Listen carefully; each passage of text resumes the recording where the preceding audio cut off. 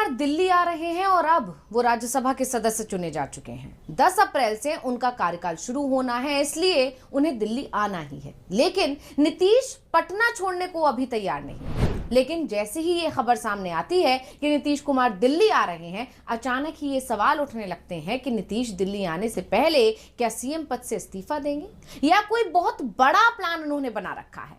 इस बीच खबर ये भी आ रही है कि जेडीयू ने 6 अप्रैल को बड़ी बैठक बुलाई है और जैसे ही ये खबर बीजेपी हाईकमान को मिली या लगी, खलबली मच गई, क्योंकि बीजेपी अभी तक नीतीश पर दबाव बना रही थी कि वो जल्दी इस्तीफा दे, लेकिन यहां तो नीतीश कुमार बैठक बुला रहे हैं।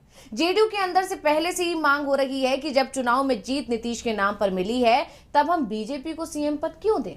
ये कुर्सी 5 साल के लिए नीतीश कुमार की है। अगर नीतीश को ये कुर्सी किसी और को देनी है तो वो अपने बेटे को दें, किसी दूसरे दल को क्यों सौंपा जा रहा है। वैसे तो नीतीश को इस्तीफा ही नहीं देना चाहिए।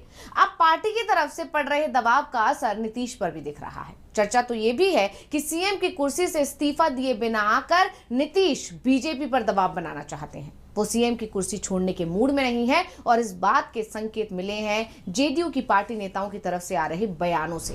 बयानों ने चर्चा को गर्मा दिया कि अगर बीजेपी ज्यादा दबाव बनाती है तब नीतीश कुमार फिर से पलटी मार सकते हैं। नीतीश के मन में आखिर क्या चल रहा है, आज की इस स्पेशल रिपोर्ट में हम इसी की पड़ताल करने की करेंगे कोशिश कि आखिर क्या वजह है जो जेडीयू खुली चेतावनी देने लगी है। नमस्कार, मैं हूं अंशिता।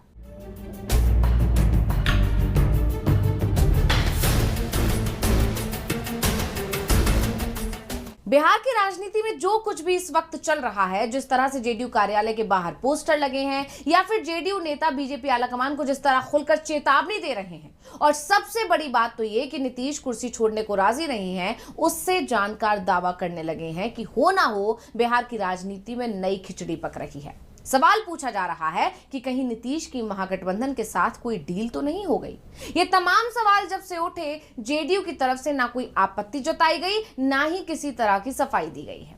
यानी जेडीयू आलाकमान शांत है, लेकिन आरजेडी ने जरूर जवाब दिया है, और आरजेडी ने जो जवाब दिया है वो बीजेपी की नींद उड़ाने वाला है, क्योंकि आरजेडी की तरफ से दिए गए बयान ने संकेत दे दिए हैं कि कोई डील तो हुई है, या कहें कि महागठबंधन ने नीतीश को ऑफर दे दिया है। अब बस नीतीश